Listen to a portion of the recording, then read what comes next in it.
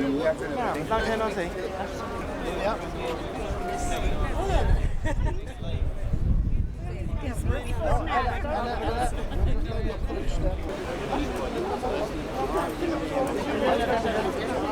What did she? Can't you shoot him? Huh? Can't you shoot him? He's coming close. Is that what's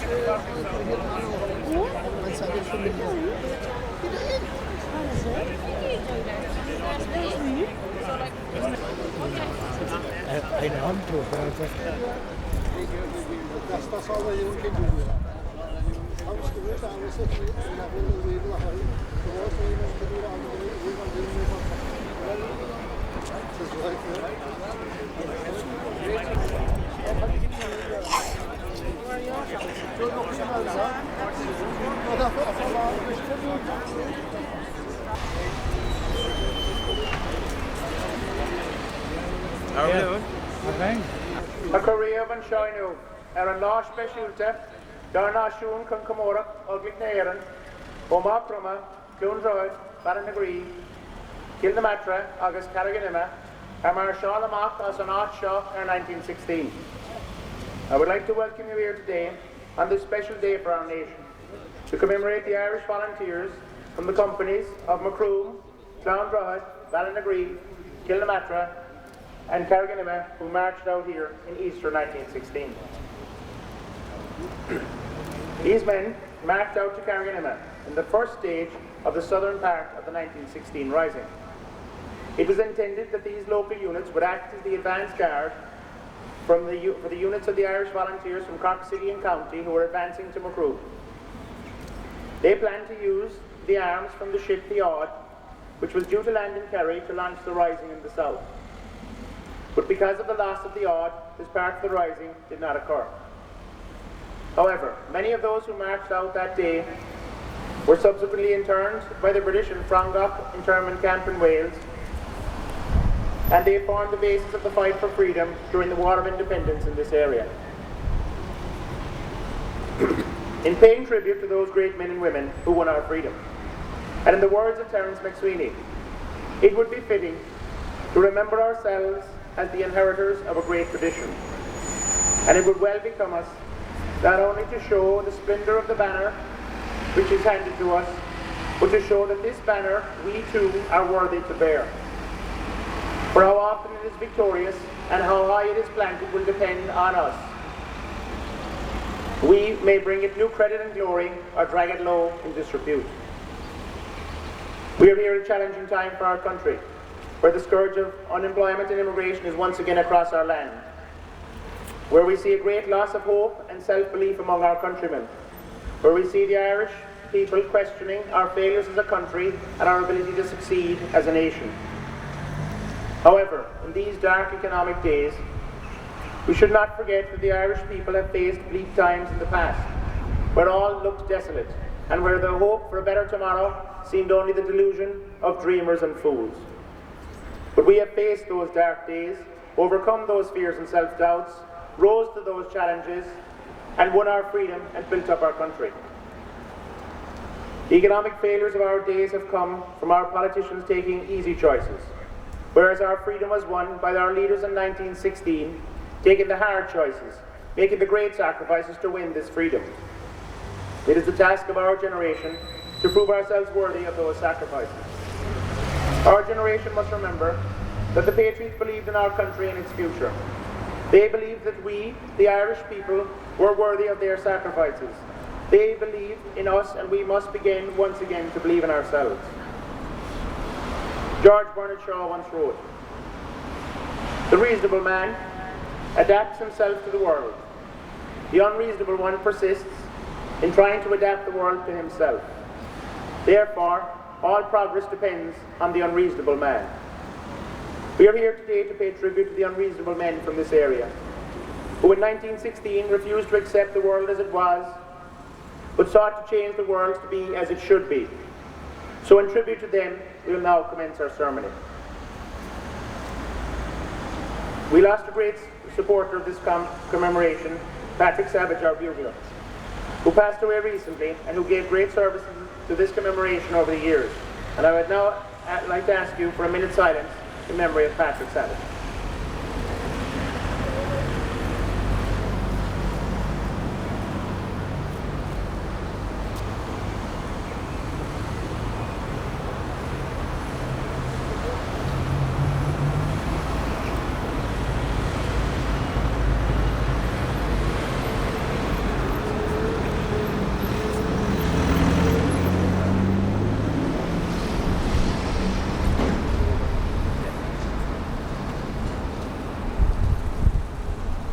Thank you. And I'd also like to memorize in our prayers Jackie Shea of Dunamore, who passed away recently.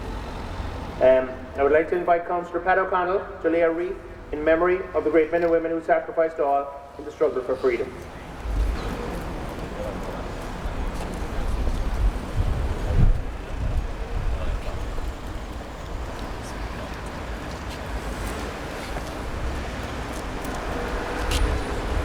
Sean, mind getting out there? Look out, Pat. You want to get run over now, do we?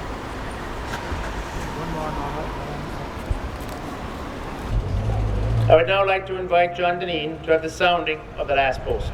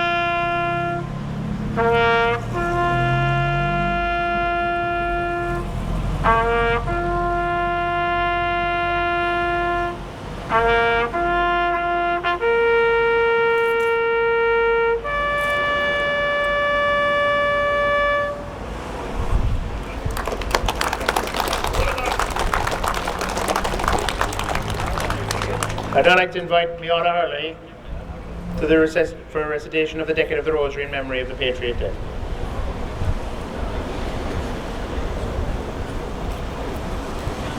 Name mahalo sivika spirit liven.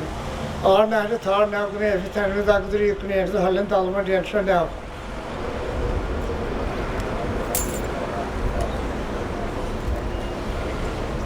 Comedy that is a lot of grass to touch here and soccer is spent over the Nava is spent out of the Comedy that is a lot of grass to touch here and soccer is spent over the Nava is spent out of the Comedy that is a lot of grass to touch here and soccer is spent over the Nava is spent out of the Comedy that is a lot of grass to touch here and soccer is spent over the Nava is spent out of the Comedy that is a lot of grass to touch here and soccer is spent over the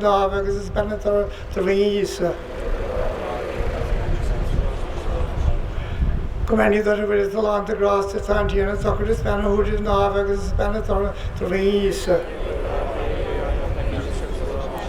Comedy that is a lot of grass to touch here and soccer is spent over the Nava is spent out of the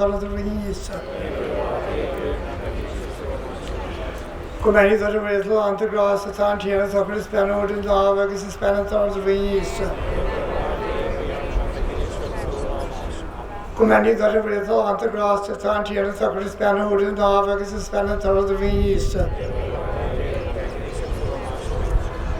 Comedy that is a lot of grass to touch here and soccer is spent over the Nava is spent out of the Lord and I like some Maka and Spin Layer. So when the share is a certain for boss, I guess a treasure for this drawn here. And I'm not as weak as being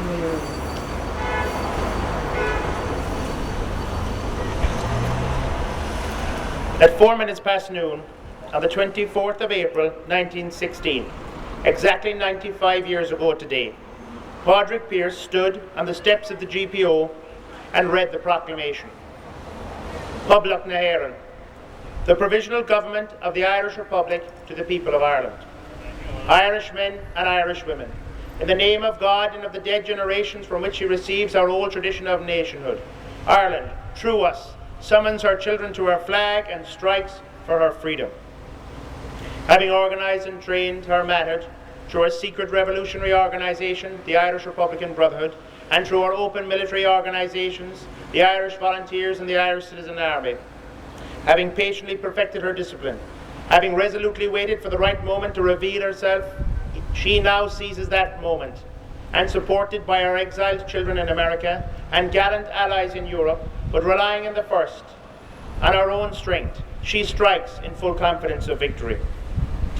We declare the right of the Irish people to the ownership of Ireland and to the unfettered control of Irish destinies, to be sovereign and indefeasible. The long usurpation of that right by a foreign people and government has not extinguished that right, nor can it ever be extinguished, except by the destruction of the Irish people. In every generation, the Irish people have asserted their right to national freedom and sovereignty. 6 times during the past 300 years, they have asserted it in arms, standing on that fundamental right, and again asserting it in arms, in front of the world. We declare the Irish Republic as a sovereign, independent state, and we pledge our lives and the lives of our comrades in arms to the cause of its freedom, of its welfare, and of its exaltation among the nations. The Irish Republic is entitled to, and hereby claims, the allegiance of every Irish man and Irish woman. The Republic guarantees religious and civil liberties, equal rights and equal opportunities of all its citizens, and declares its resolve to pursue the happiness and prosperity of the whole nation and of all its parts, cherishing all the children of the nation equally, and oblivious to the differences carefully fostered by an alien government which have divided a minority from the majority in the past. Until our arms have brought the opportune moment for the establishment of a permanent national government, representative of the whole people of Ireland, and elected by the universal suffrage of all our men and women, the provisional government hereby constituted will administer the civil and military affairs of the Republic in trust for the people. We place the cause of the Irish Republic under the protection of the Most High God, whose blessings we invoke upon our arms, and we pray that anyone who serves that cause will not dishonour it by cowardice, inhumanity, or rapine. In this supreme hour, the Irish nation must, by its valour and gallantry, and by the willingness of its children to sacrifice themselves for the common good, prove itself worthy of the august destiny to which it is called. Signed, on behalf of the Provisional Government, Thomas J. Clark, Sean McDermott, P.H. Pearse, James Connolly, Thomas McDonough, Eamon Cant, Joseph Plunkett.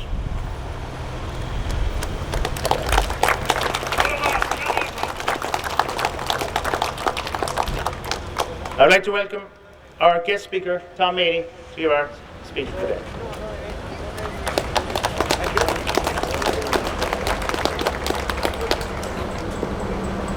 Chairman, friends, I am deeply honoured, and indeed I can't express words, to think that I'm invited back again to give the oration here in Macroom at the commemoration of the Easter Rising 1916.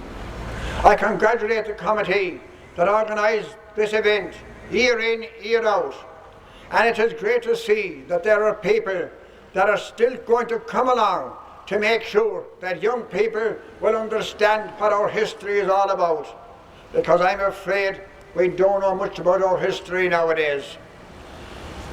Before I go further, I am delighted to see Michael O'Connor here with us again. Michael, it was great to see you after your hospitalisation, and we wish you, everybody, wish you the very best of luck, Michael.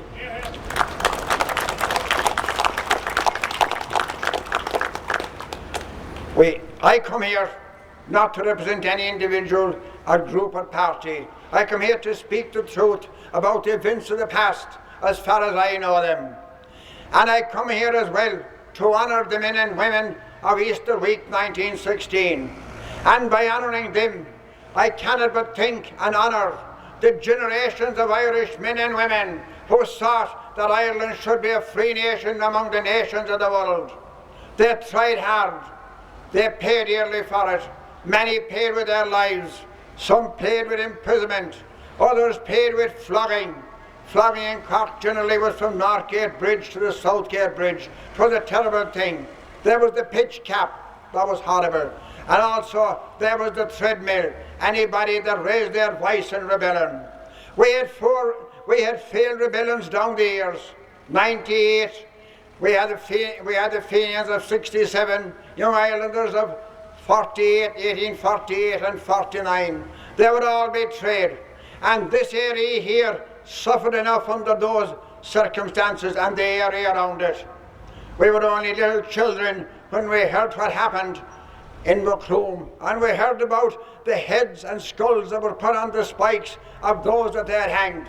There was neither respect for dead or living, and that they were left rot there to frighten the local people. Likewise in 1822, you had the public hangings in Carriganima. You had Torelton again. And all those people, when we think of the people of 1916 of Easter week, and when we think of the names that are here in this monument, we should put them all together, because they were the people that came before us, that wanted to give us a better life, that wanted us to be a free sovereign nation. They were great people, and it is sad. We have people now in high places and in media that want nearly to say and rubbish them out of history. That is very sad indeed. Now the proclamation has been read to you, the Padraig Persuade. What could be fairer in its aims and objectives? 'Twas a masterpiece. Yes, a sovereign free Ireland, a sovereign free Ireland, to cherish all children of the land equally. Freedom of speech, freedom of the religion of your choice, or if you had no freedom at all. Isn't that the ideal world that we would all want to be living in? But unfortunately that doesn't happen. But that was the aim of the people who stood on the GPO on April the 24th, 1916. Now we have to go over our history and see what was Ireland like and what is this area like. Maybe say 1910.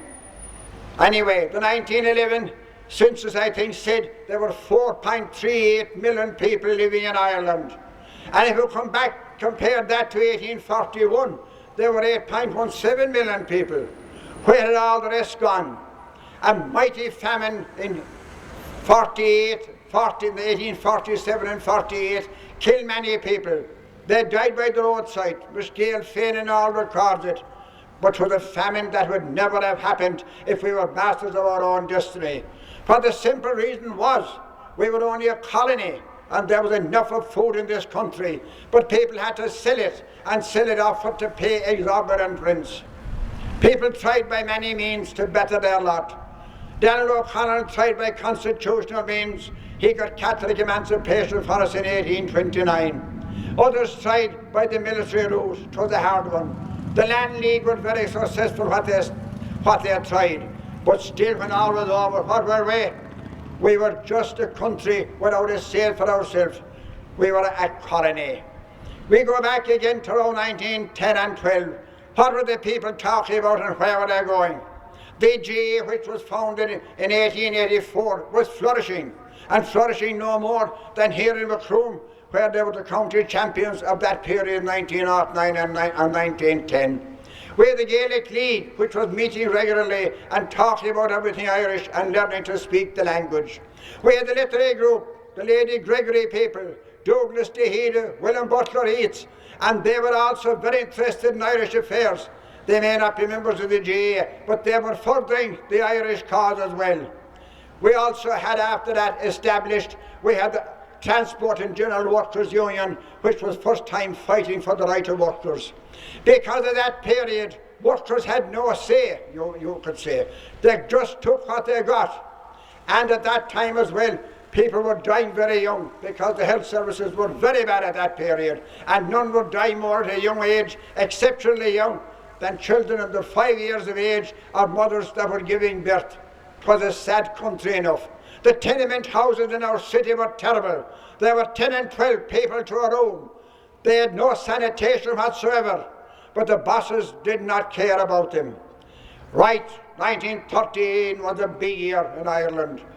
'Twas the year of the pogroms in Belfast, where the Catholic nations were bludgeoned into their grounds and their houses burned, and they were hunted out of Belfast. 13 was the big lockout in Dublin, when the workers fought for the right for better conditions. Their employers locked them out, and then they got the Dublin Metropolitan Police to beat them up with the blessing of Dublin Castle. But James Connolly and Big James Larkin didn't take a line down, and having established the ITGWU, they took them on and formed the Citizens' Army, the first military army really throughout the world of workers uniting together. They fought pitched battles, but those unfortunate people, workers, they were beaten down, and for months they really had nothing to eat, no social welfare. But how did they survive?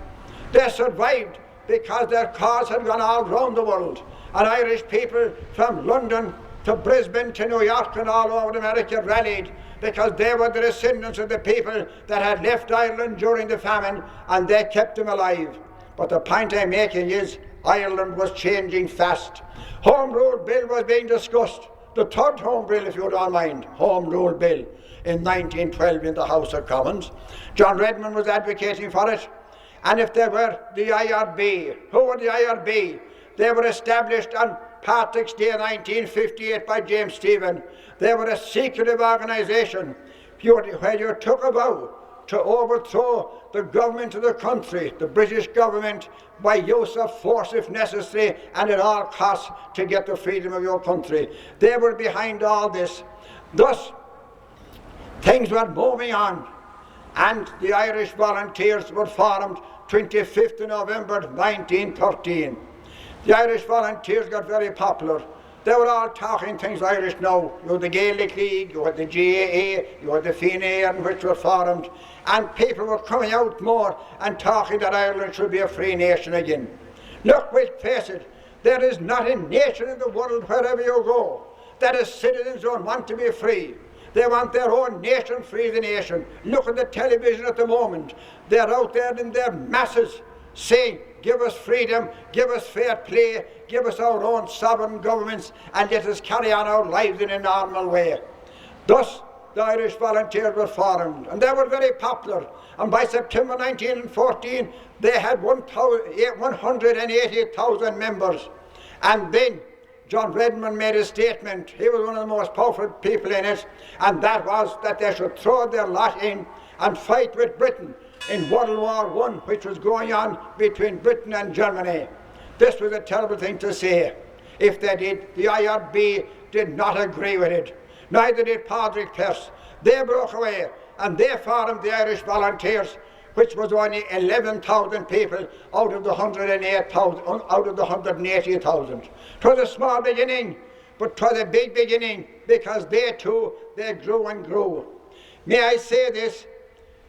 Then they were enlisting for the British Army. Conscription didn't come really through the House of Commons till 1918, but there was enlistment coming through. And all in Ireland, looking at the facts lately, I saw where 150,000 people joined and enlisted and fought in the Western Front, the Dardanelles and all those places with the British forces. And 49,000 never came back, for they were killed in the battlefields. That was a lot of people. And they were enlisting. They had a target that time of 160,000 people to join up. Thus, if they had joined, we would be shot another 50,000. But the point is, does anyone ever ask, who are the 160,000 going to be? Who are the 50,000 going to be? They could be people of my age, our father, our uncle, younger than me, their grandfather, their granduncle, and down along. Because they would force them, if at all possible, to go out and fight for the freedom of small nations. What mockery to fight for the freedom of small nations and giving no freedom to the small little nation at home. Anyway, the volunteers were organising, and Home Rule Bill was going through, but the Unionists and Loyalists were not having it. And they landed 55,000 rifles above in Larne and 2 million rounds of ammunition to make sure that there would be no home rule. The volunteers here in the south, they started up organising as well, and they landed their own arms in Howth which would only be a fraction of what was in the north. It was known as the Howth gun running. Right, but when they landed in Milan, the officials there helped them. But when they landed in Howth, they tried to bring them ashore, and then they tried to distribute them. They held them up, and there was a running battle in Bachelor's Walk, in actually which 3 people died. There was no hope much of Home Rule. Anyway, Home Rule was going to be no good. As Patrick Pearse said, it was only going to make Ireland still a province. The IRB were urging on, and the Citizen Army, that there should be a military rising and to take on the empire. And they finally got their way. And April, I think, was the 21st was mentioned as the day. There was division whether they should take or not at headquarters, and that was a real pity about that. Orders were given, orders were countermanded, and in the finish it was hard to know what was happening. But it went ahead on April the 24th. What was happening locally here? Terence McSweeney took over the organisation of the volunteers in 1915. Terence McSweeney, you all know, the Irish martyr. And he did a tremendous job. He travelled the county up and down, and he set up a right good organisation. Maybe there weren't many people in it, but there were still, the seed was there. And as you heard earlier from our Cathaoirleach here, they assembled that week in Carriganime, waiting for the shipload of arms that never came. And may I say at this stage where that shipload of arms went, and he has touched on it, is when that captain was forced by a British patrol vessel to turn around and told, sail for Queenstown. We know it as Cove today. But when he was halfway there, he said to the crew, scuttle ship. And he scuttled the ship, and the arms that were to be in Carriganime for distribution went to the bottom of the sea. And 21 other sailors and himself, they took to the lifeboats, and they were made prisoners. Roger Casement was in the submarine there. 'Twas he organised it. Roger Casement was a humanitarian. He was a volunteer, born in Sandy Cove in Dublin, reared in County Antrim. He served in the British Civil Service. He became a diplomat. And then he took up his time on human rights. He went to the Belgian Congo, where people got their fingers or their arms cut off for small little offences. He then went out to Peru, and he came back and he took up the Irish cause. I am talking about Casement a lot, because when he was captured off a Bannistrand, he was brought into the RIC barracks. And what happened was, the volunteers in Austin Stack never knew he was coming. They were to come on the 20th, and they were ready for them, and the ships were there. But it was postponed, and they were never told for 3 days they were to come on the 23rd. Thus the ship was 2 days offshore. It was finally noticed there, and they were captured. But the sorry point about it was, Casement stayed in the RIC barrack, I think, for the most of a day. And a friendly RIC man left the door of the barrack open, thinking they didn't know how rightly he was, and he didn't want him at all to know that anybody rescued him. Nobody knew him, and poor old Casement was arrested. He was finally tried for treason. Yes, and he was hanged at Pentonville jail. Of course, when all that trial was on, it was prolonged. And the papers carried news from the Ministry of War saying about his sexuality, his homosexuality, his this and his that. But as far as I'm concerned and you are concerned, he was an Irish volunteer that was willing to go and fight for the Irish cause. He paid dearly for it, and he was hanged in Pentonville jail in August 1916. And before he died, he was converted to Catholicism. These are people that had made the supreme sacrifice. The orders anyway went out for the rising to take place. There was no radio communication at the time, and if they did, nobody knew what was happening really. And the Cathaoirleach said, they assembled in Carriganime. And my information is that that was one very wet week. They were expecting arms there. The Mill Street group were just beyond Came and Trahola, which is not far from Carriganime, and they knew nothing about the arms. They were all told parade that they may be wanting. Anyway, the rising took place. There were battles all over Dublin. 'Twas real hard going. And at the end of it, there was a lot of life.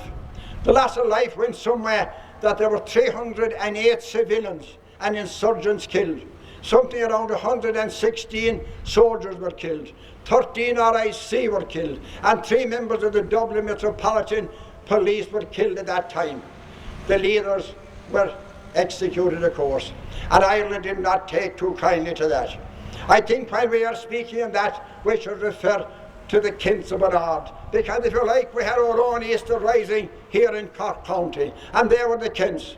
There were 4 brothers there, and an old lady, their mother, a Republican of 80 years of age, a mighty woman. They are as light they happened here in Macroom after coming from Garriganima. There was a big round up. There were a lot of them taken prisoner, and they had to go on the run if they avoided that, otherwise they were interned and sent to Frankfurt or across the sea anyway. We will cover that maybe later on. But if I did, the Kents came back on the 1st of May to their farm. They had a grand farm, 220 acres approximately, right good land. Now they said they were influenced greatly by Thomas MacDonagh, who was on the teaching staff of St. Coleman's College, Fermoy. And that's how they became real Republicans. They came back, the RIC got word, and the RIC and the army surrounded the buildings, and they cried on them to surrender. The old lady, there was no surrender in her with her 4 sons. She said, give them lead. They had a good share of ammunition. They fought their battle till they had the last shot fired. And if they did, Richard made a bolt for freedom. He was mown down with a hail of bullets, and he died on the spot. Number 1 son was gone. She was arrested with her 3 other boys and taken to Cork jail. Thomas Kent was tried, and if he was sentenced to death, and he was executed on the 9th day of May. Another son was sentenced to death, but was commuted down to 5 years penal servitude. And that woman, hadn't she made a sacrifice for Ireland? 4 sons, 2 of them executed, or 1 died rather as he tried to escape, and another one executed. And still she was a proud mother. But wasn't it sad? And I want to bring across to the people and to everyone wherever we go, the sacrifices that were made by people like the names who are in the monument, like the people who we are commemorating here today. But the change that 1916 brought about in the people. The first funeral of Richard into the town of Fermoy. And like here, there was a huge British amount of troops there. At one time there were 10,000 there, I think. And as Richard's funeral went through the town to be about the 3rd of May, the executions were only starting in Dublin that day. And if there were, the people came out to jeer and to mock. He had a small funeral indeed. Because in those towns that time, the business people depended a lot on the soldiers for trade and business.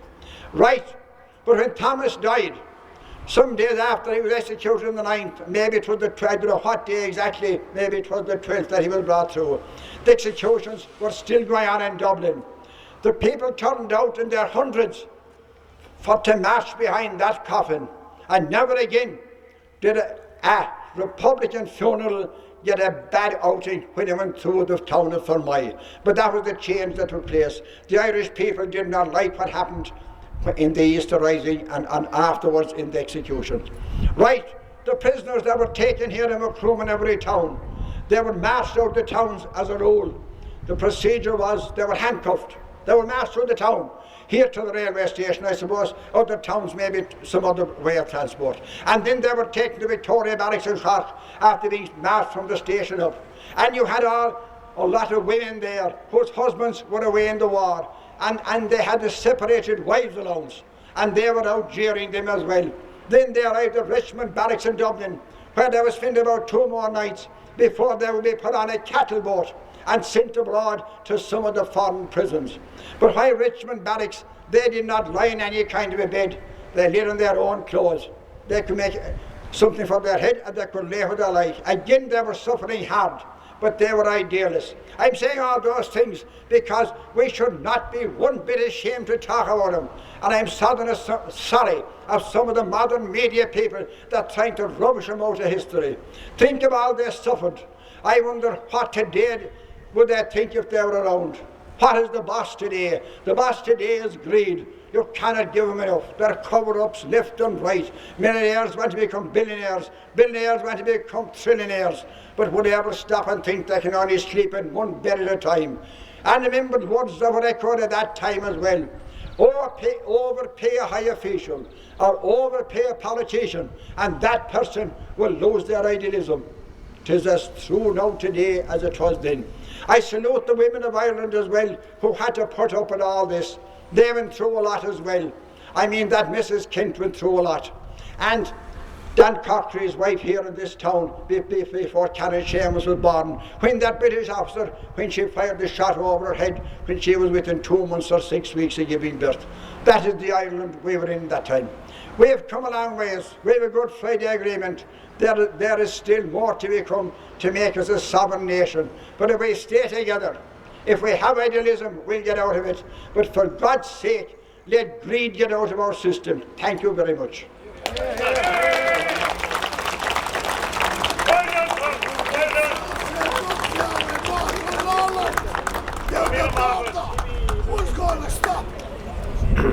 I'd now like to invite Michael Bradley and our piper Donald Keller for the national anthem.